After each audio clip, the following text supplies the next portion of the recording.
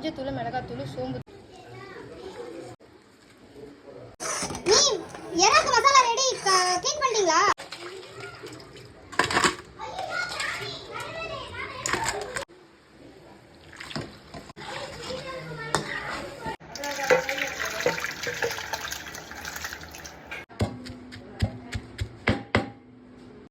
இப்போ வந்து என்ன பண்ண போற சொல்லுங்க.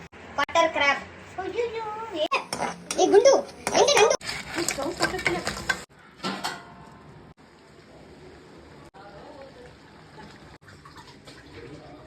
வீடு சிங்கிள் ஃபிளாட்.